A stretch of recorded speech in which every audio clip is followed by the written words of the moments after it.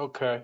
Okay. So here is the kind of original ranking I did with Will D. Oh, sorry, not Will D.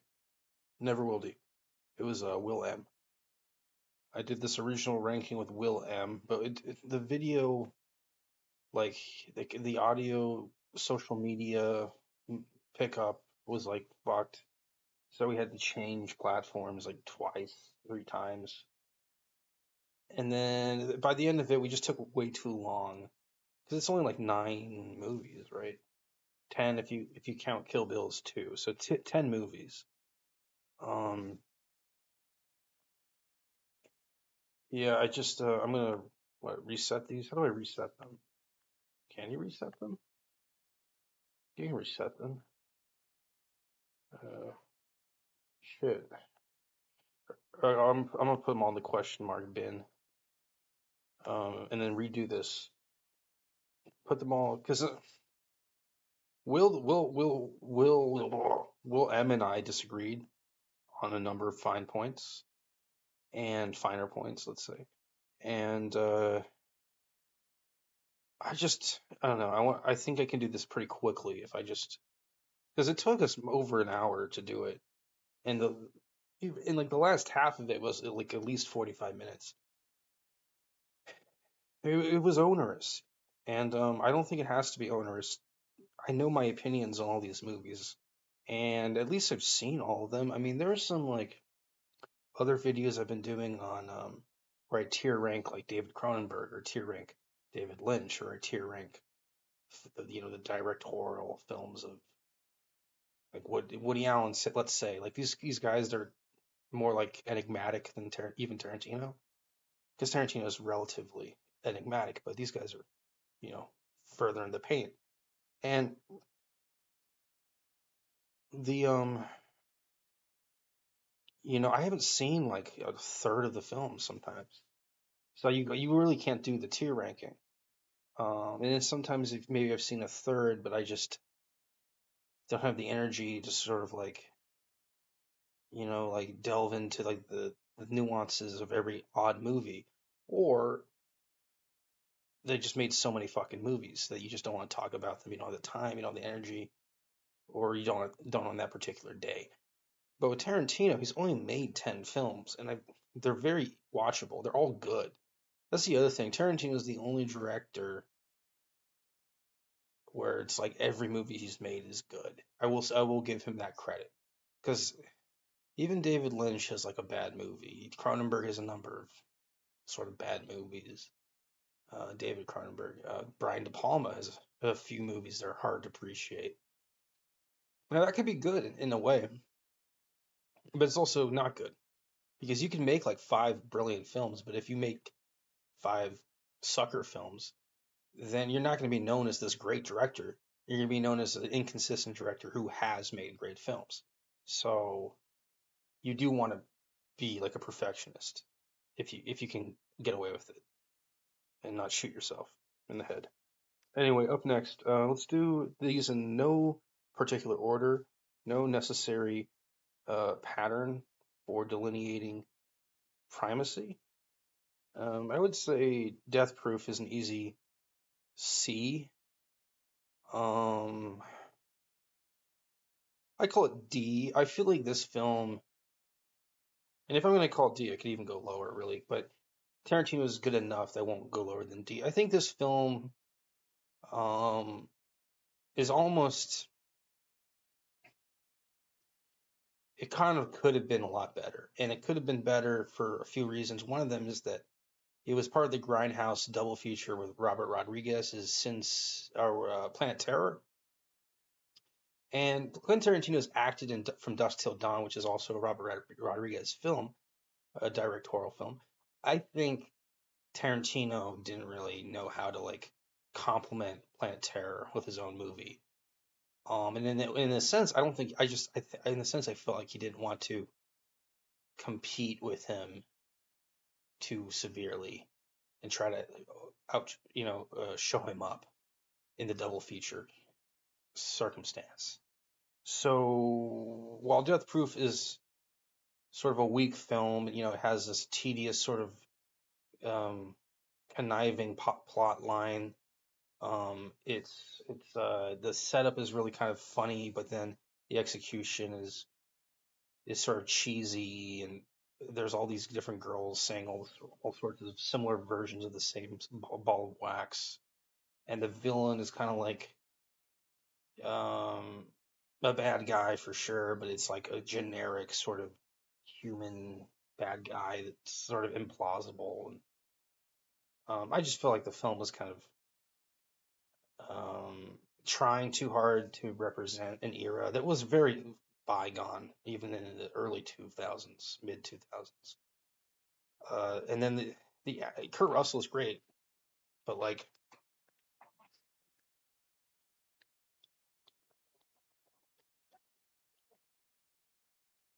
I don't know.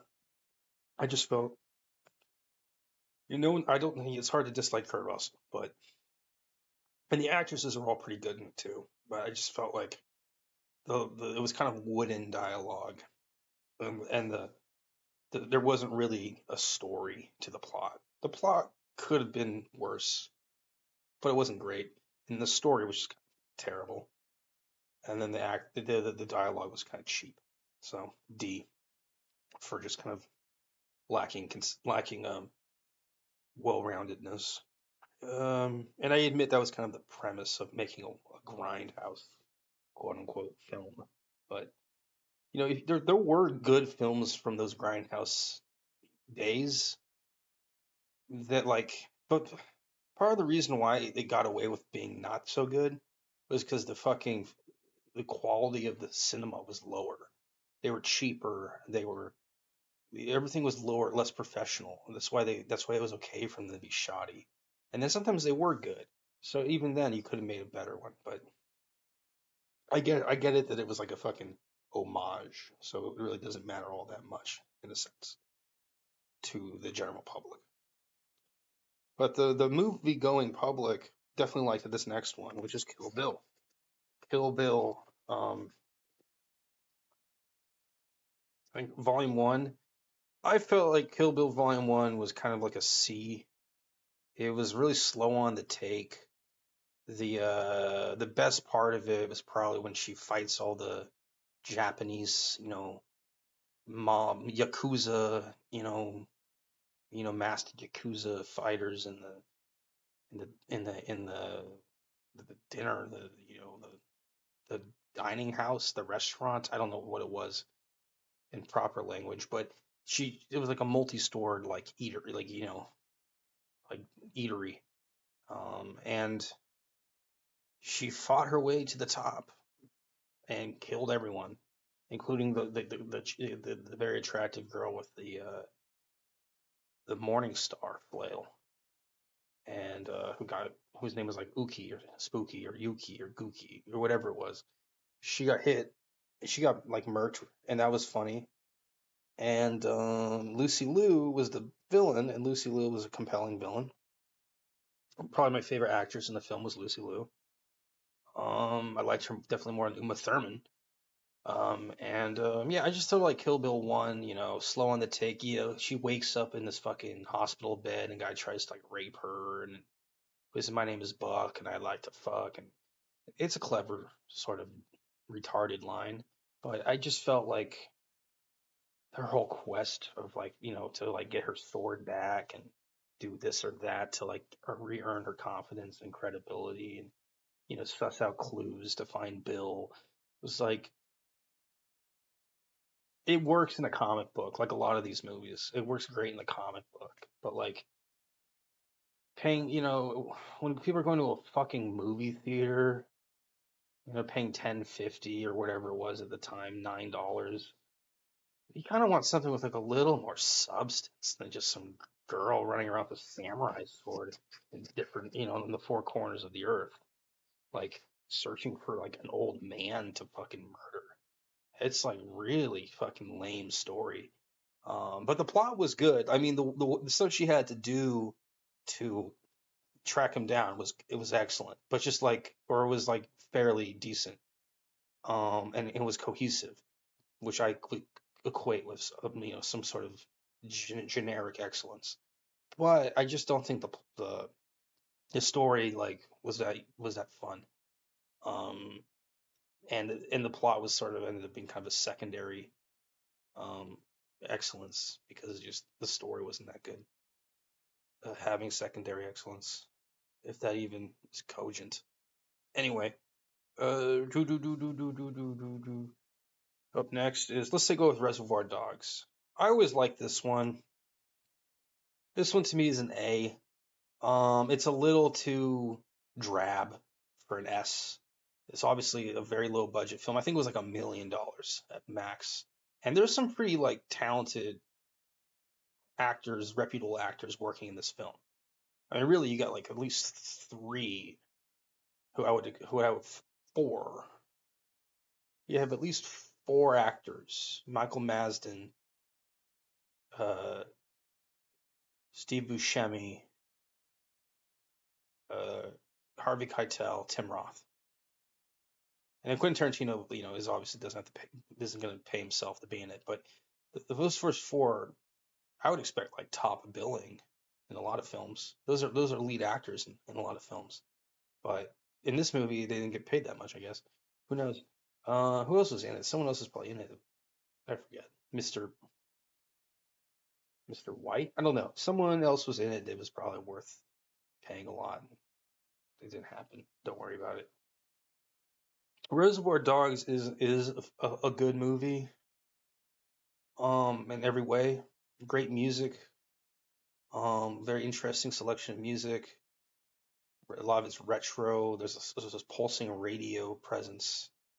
I mean, it's not like club music pulsing, but it's just there's a vitality, a vibrance to the fact that the radio is often in the background, or there's always some kind of music playing, or at least, especially in that massacre scene where he tortures the guy, the cop, and he plays like goofy like old rock and roll music from the 60s, 50s. I mean, really old like surf rock sounding music. I forget what it was exactly. Michael Madsen does really well in this film, as does Harvey Keitel and Tim Roth especially. And of course, Steve Buscemi is pretty good. They're all good, and Quentin Tarantino's fine. They're all kind of okay. Um, Mr. Red, was there even a Mr. Red? I guess there wasn't. Mr. Green. Anyway, the dialogue is very good, at least at first. I think it kind of gets a little. Oh, Chris Penn. That's the other one. There's a lot of big ticket actors. But anyway, these guys, I'm starting to think like Ernst Borgnine was in it too. I mean, who was in Reservoir Dogs? Who is the really old guy?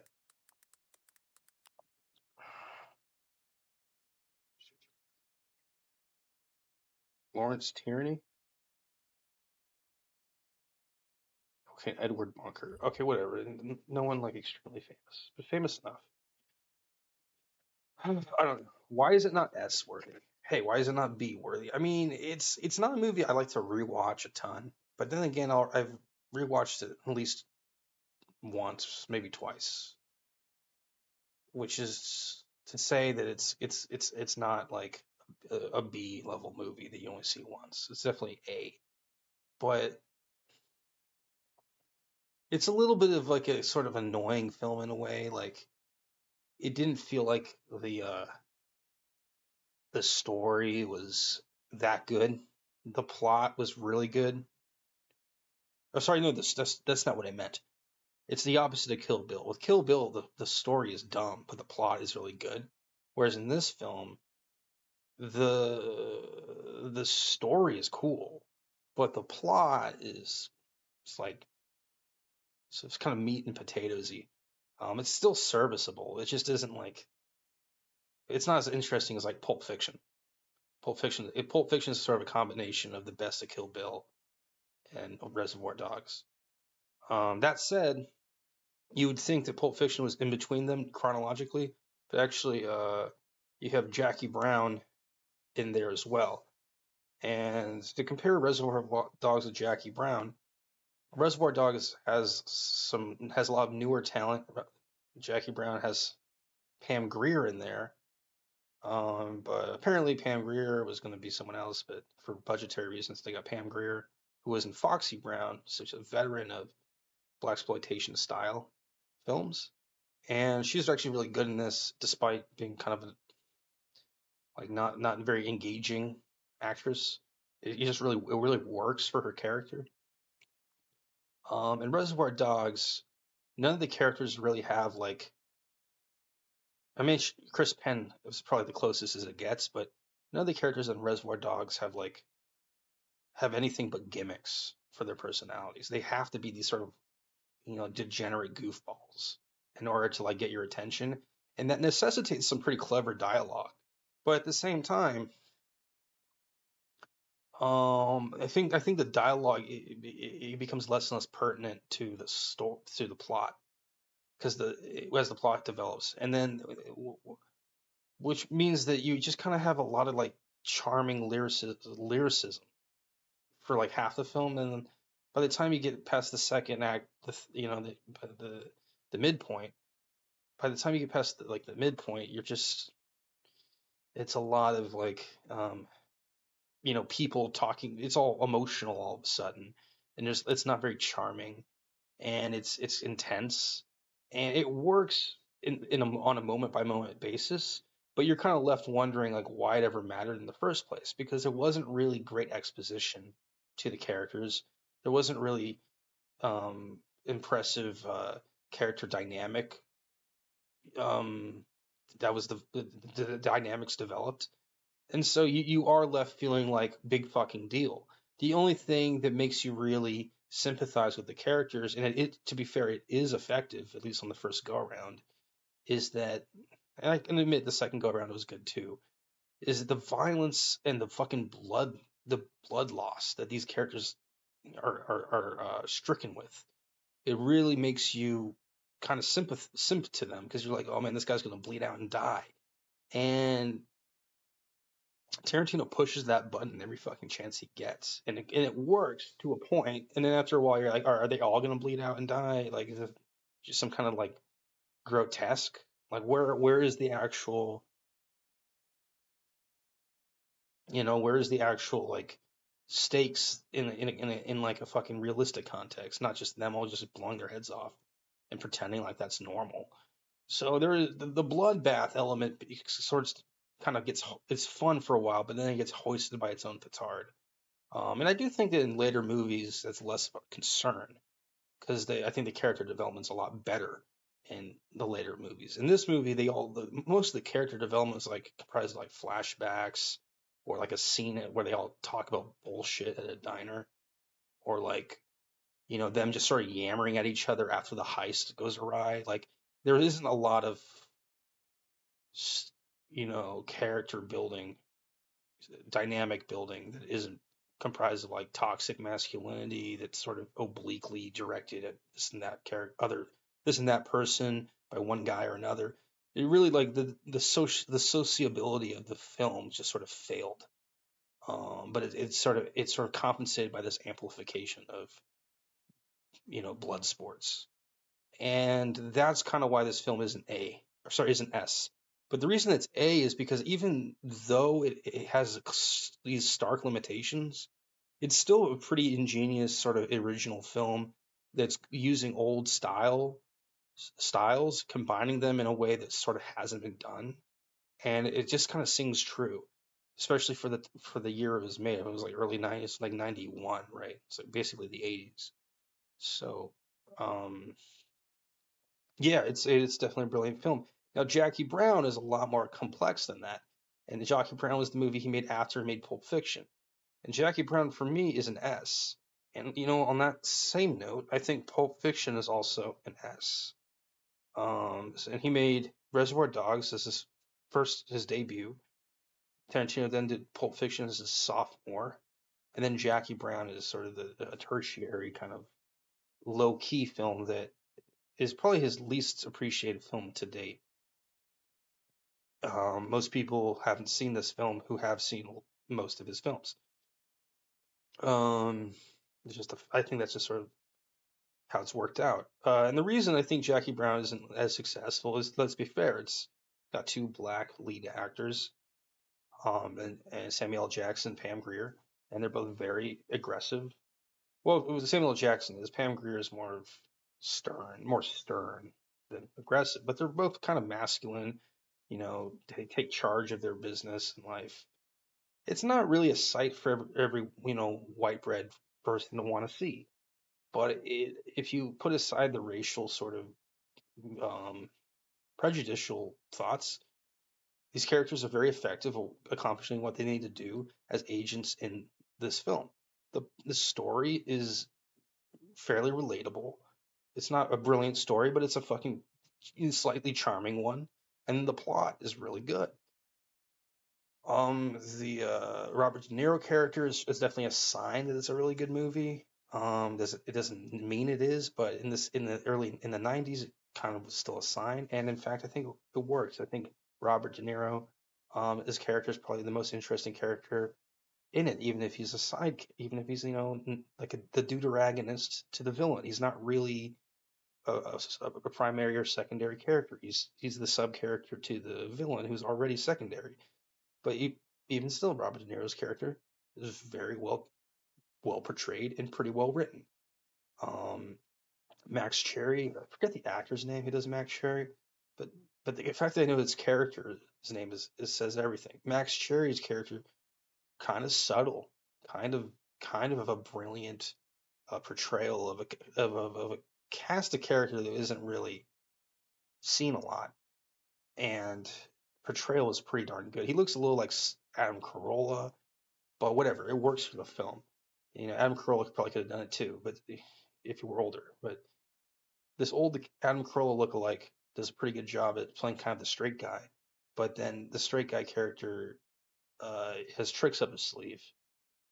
And there's some other people. I think Patrick Wilson might be in it. I forget as the FBI agent.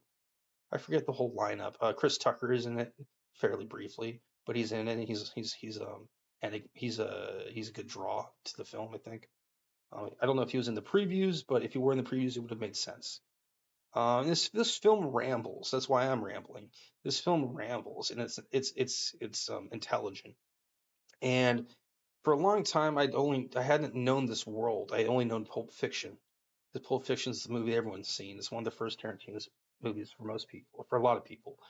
And Pulp Fiction, my big problem with Pulp Fiction is that the movie ended. It's like, wow, you make this entire world and then it just ends. And I was sort of lingering for something, longing for something, and the movie felt lingering. And then eventually it came around to Jackie Brown years later, and Jackie Brown was the same world. In fact, I think it literally is the same world in the sense that they had the same chain restaurants and different sort of character names were dropped. The world is supposed to be the same fictional world. And even though you don't notice it, except for the fact that they both look like Los Angeles. So that was really appealing to me that Jackie Brown was almost like a sequel to Pulp Fiction. And I think Pulp Fiction and Jackie Brown are the best things that Tarantino has ever done. Um, Now, why Pulp Fiction is an S, I should probably say, Bruce Willis' character was always awkward for me, but it turns out from interviews that Bruce Willis wanted it to be the John Travolta character, but Tarantino was very adamant that it had to be John Travolta. So Bruce Willis was somehow rearranged to be the boxer who was part of a sort of a second act to the film. And it didn't even occur to Tarantino until like a little while after deliberating with Willis that he could do that role, and he decided, okay, I'll do it. So it was sort of like this lark that Tarantino hadn't even immediately considered. And he does it, and he's a big ticket actor, probably one of the biggest. And international audiences eat up the film because they love seeing Bruce Willis in Asia or whatever, Brazil, I don't know, Middle East, right, Europe. They like seeing Bruce Willis in films. And despite me not really liking Bruce Willis in the film, I can see how it works so well for the film's overall success as an iconic movie, um, as a transcendent international film that did win Tarantino the best screenwriting, original screenplay Oscar. And I also like, I'm a sucker for the John Travolta character. I think the John Travolta character is the best character, the best cast of the best actor playing him. The whole, killing the gimp with a samurai sword scene was pretty funny. Um, that's probably the most visually memorable scene in the film. Uh, Maybe the dance scene was a little bit more than that, the coke scene or whatever. The overdose, the OD scene. Heroin is China White, right? Uma Thurman's obviously really kind of good in it. And then she goes on to Kill Bill, and then she deserves some sort of you know second life in a Tarantino film after her portrayal in Pulp Fiction. I didn't really get the whole Marcellus Wallace thing, but yeah, he was a little bit of a fucking. Uh,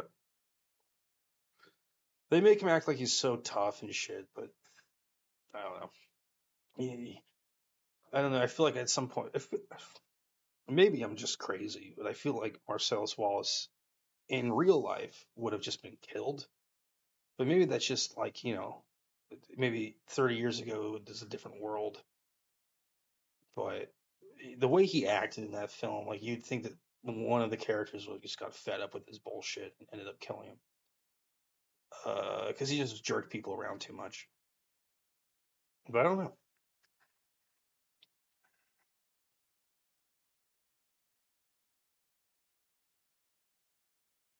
And obviously, Samuel L. Jackson's really hilarious in the movie.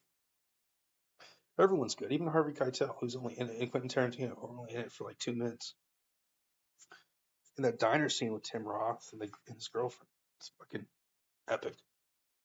And every in the whole shootout, and need I say more? I mean, the shootout with the fucking big Kahuna burger, and the Bible quotes and Valley of Death. It's all very classic at this point. Need I say more? Right?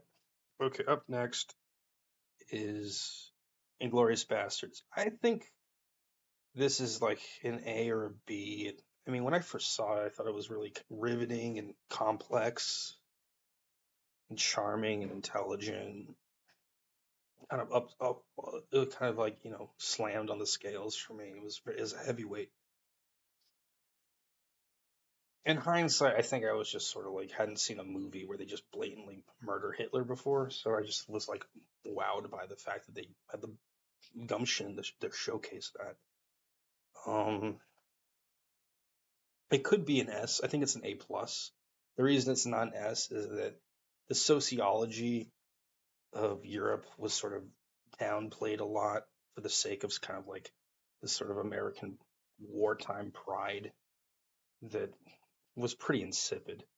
But however, but the Christoph Waltz character was really sneaky and snake-like, and you kind of feel like that type of person was true to life. And at the same time, the Aldo Rain character was a little like that, but it was also kind of strange, and the Brad Pitt's acting wasn't super convincing. I don't know. I like the espionage stuff more than the actual like running around the woods with Thompsons and carbines and whatnot. I just feel like they could have made it a good movie if they just did the espionage side. But then when they had this whole like death squad running around killing SS officers and whatever it was, and then shooting Hitler in the movie theater, and then but it the movie theater? I think it was a movie theater. Shooting him in the movie theater. Doing that was just kind of like it's a bit over the top for like my cup of tea. However, the whole thing with like the title cards for different scenes and when they had captions showing the different names of the historical personalities, that was really fun. Just that they would even care to just throw those in for like a split second. That was really fun. 5 seconds, I don't know, whatever it was. And obviously all the costumes and language changes and the whole all the anecdotes about World War II and the Holocaust and stuff were pretty compelling. and the movie had like an intriguing atmosphere. So in a lot of ways, it was a huge success. But I just felt like got kind of ham-fisted with sort of the limited appreciation for the sociology of that war and the meaningfulness of that war in the European context. Also, there was no Soviet sort of perspective on the whole thing. They really were going for like sort of kind of like a dude bro interpretation of World War II with some nerdy kind of concessions, but overall it was sort of superficial. Um, but I still liked it more than like some other World War II movies. It wasn't like the worst World War II movie. It was good. It's just I could feel myself sort of writhing over certain select disappointments that haven't really ever been addressed in a public forum. But maybe Tarantino one day will be available for an interview where I can get to the bottom of it. Okay, The Hateful Eight. Um, Hateful Eight. This is an S for me. I felt like this film was his only true Western. I had this whole thing about Django Unchained not being a Western in the true sense because it takes place in like the Deep South, which is not the Wild West.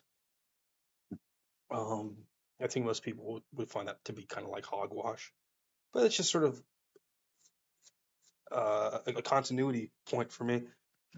It doesn't. The setting just doesn't resemble the Wild West most of the time. It just doesn't.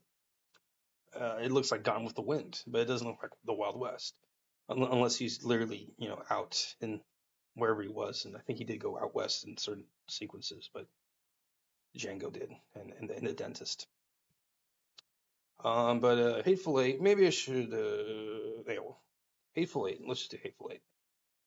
I like that it was set up like a play, and it felt like it could have been a play. It was just the movie that's probably the most intelligently written in terms of a bunch of different characters saying different things all at once. Even more than that opening scene in Reservoir Dogs or the opening scene in Pulp Fiction. Well, in both cases they're kind of it revolves around food, doesn't it? But in this one, it doesn't revolve around food, and they're just sort of yammering at each other in these fucking folksy accents and these old time sort of slang and reference allusions and um, references to war and the travail of man and just very kind of grim stuff. And it's not like you couldn't rewrite it and make it better, but it was at the time as good as it could get for a sort of play like closed set film. And at the same time, the budget was really high and it had a great production value. So it was the best of both worlds. Was the ending maybe quite a bit over the top for my taste? I think so. But that's it's like Tarantino in some ways is like Rob Zombie, in some ways. It's just that's part of the nature of the game is over the top. And if you don't want over the top, then just don't watch. The violence is part of the fun. It's, sad to say, but it just is.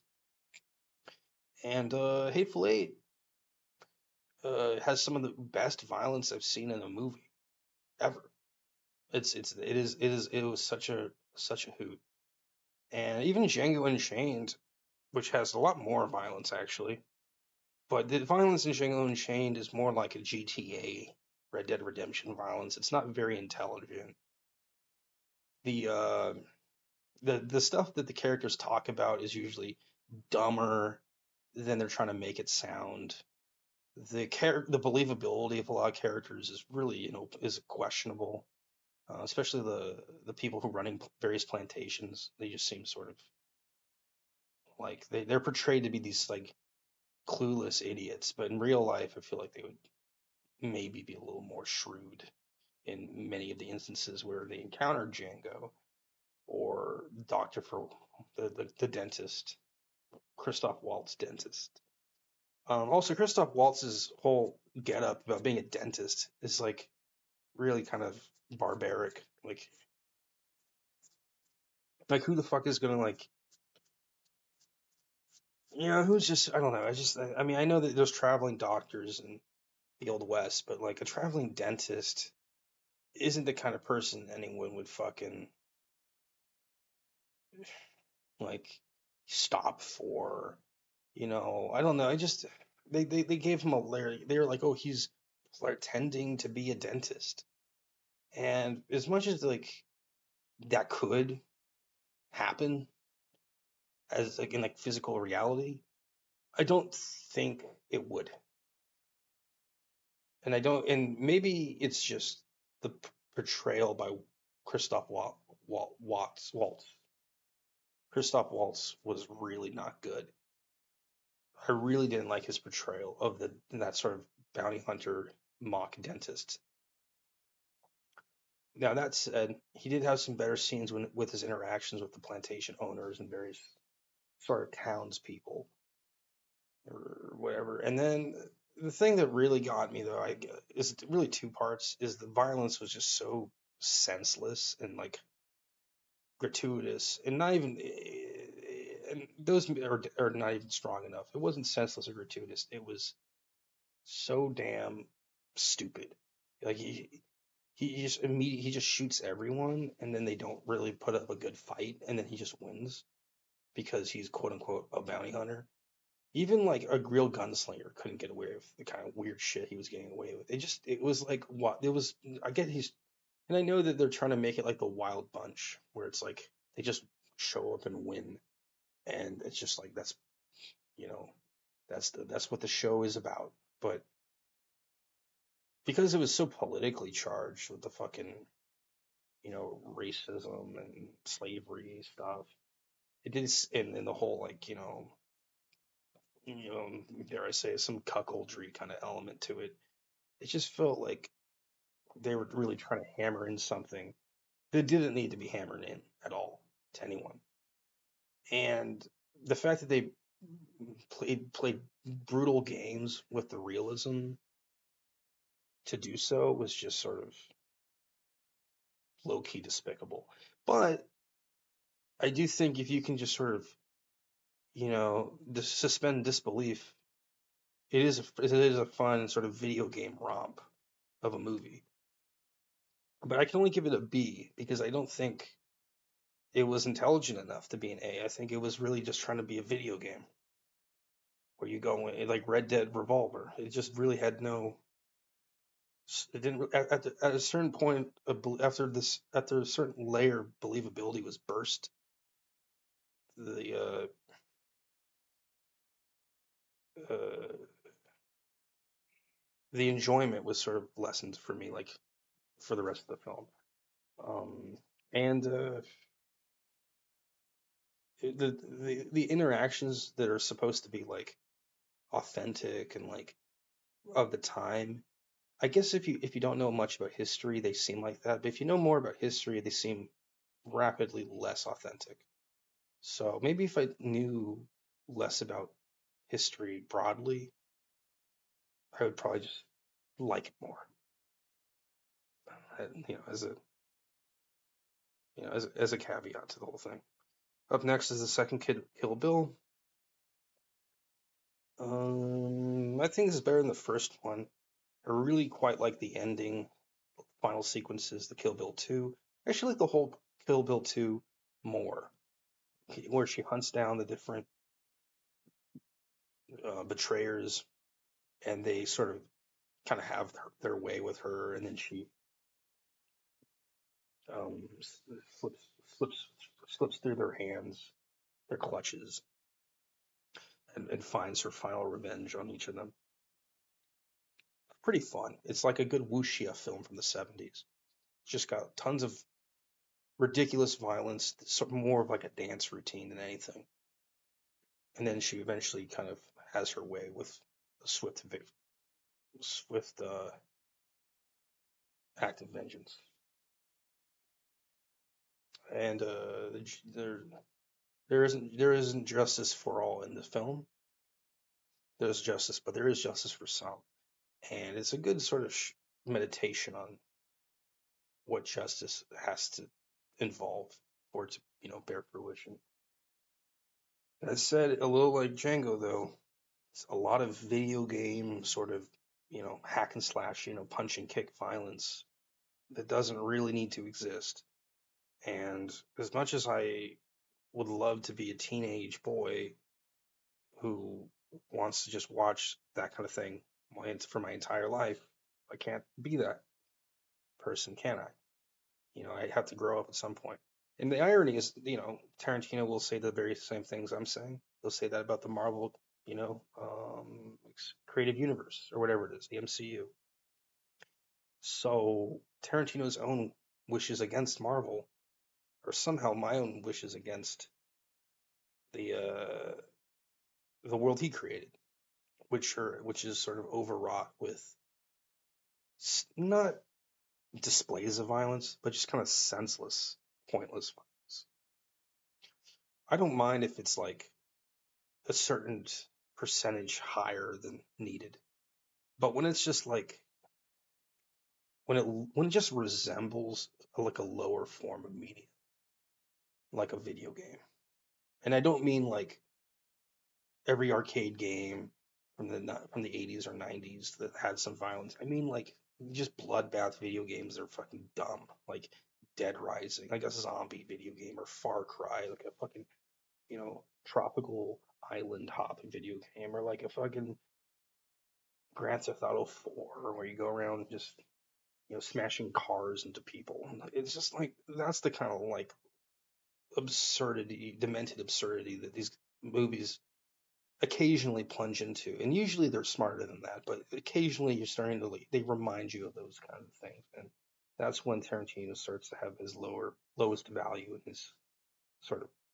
stock dip, his stock plunge or whatever, the chart, it's the stock chart, the lowest dip in his lowest plunge and dip in his stock chart. His stock value plunges to the lowest dip in its chart. There, finally got to say it.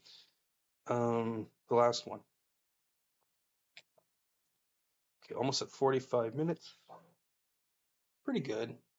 If I went over an hour, I think I spent a little too much time. I could always say some more. One thing I will say about Death Proof is I do love the idea of having this car do crazy shit, having Kurt Russell or someone just ramrod with it. But I think there was just too many women trying to kill him. Like they maybe should have just had more of like a society going against him. They're just like a bunch of strippers, which it kind of works at first, but doing the whole movie like that is like porno stoner brain bullshit. Um, but Death Proof, I don't know. I'm starting to think of maybe there's a little more charm to it than some of the other sequences in Django's oeuvre. Sorry, not Django. Tarantino's oeuvre. Like even Kill Bill has a lot of stuff where it's like rather, it's just like redundant. Okay, up next. Once Upon a Time in Hollywood. Last time I did this with Will M. Pretty sure I gave it S tier.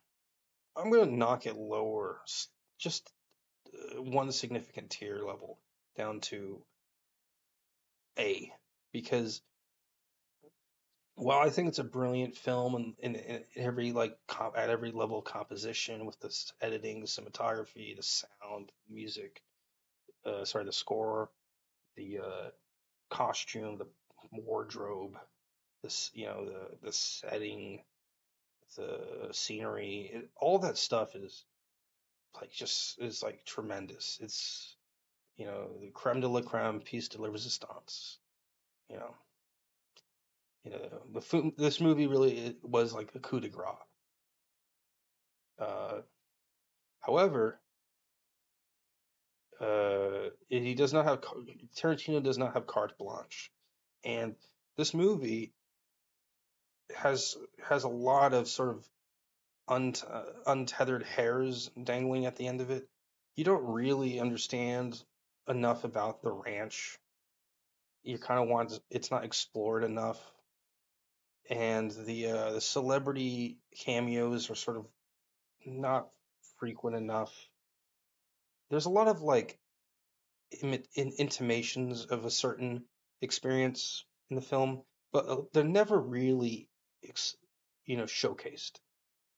The Bruce Lee interaction was superficial, if not hilarious, if not also hilarious. But it was also superficial and short-lived. And then the interactions with other starlets and Hollywood glamour types was kind of minimized, and it just felt like they were trying to make this whole cinerama display of Hollywood, but they didn't really showcase as much as you were expecting. And by the time the film was over, you kind of were like reeling over it again. And you're like, did I miss something, or did I see everything, or is there what kind of details were there? And I think in the end, it was like there just weren't as many cameos as there could have been. Like you're kind of expecting this, like, what's that movie? This Is the End, or that movie about was by Seth Rogen, kind of James Franco movie, the stoner film with all the celebrity cameos. Like you're kind of expecting that level of like representation, or like that kind of bulk representation. But with this, you didn't really get it. And while I liked the film at first because the music was so good, really the music and the wardrobe, those two, and cars, I guess too, but mostly the graphic design kind of and music of everything in the film was just like it was like a wet dream, really. It was just so lush. But then I was like, as much as I am a big fan of cream and vanilla fudge and the fight scene where they play "You Keep Me Hanging On" and he kicks the girl in the face and throws a knife at her and the dog bites the dude's testicles or whatever happens, I forget. All that stuff is wonderful. The fight, the fight scene in the pool was funny. All that stuff is pretty welcome. But like I don't think that there was as much payoff.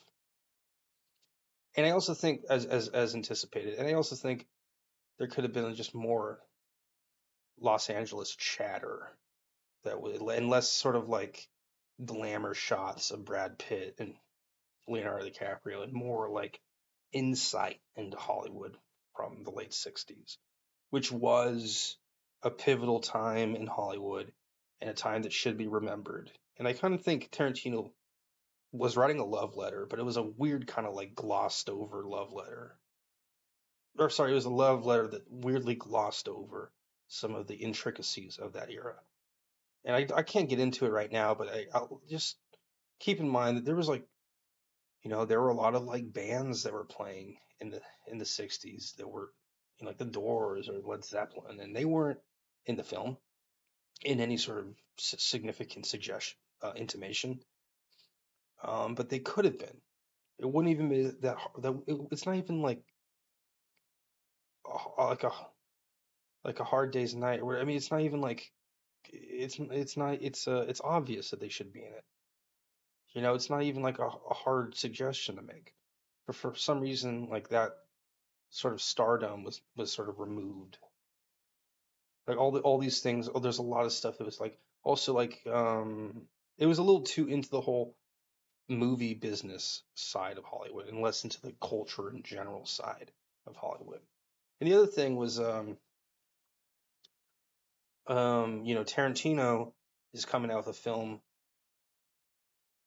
his last film, allegedly, where it's about a film critic who's about 35 years old.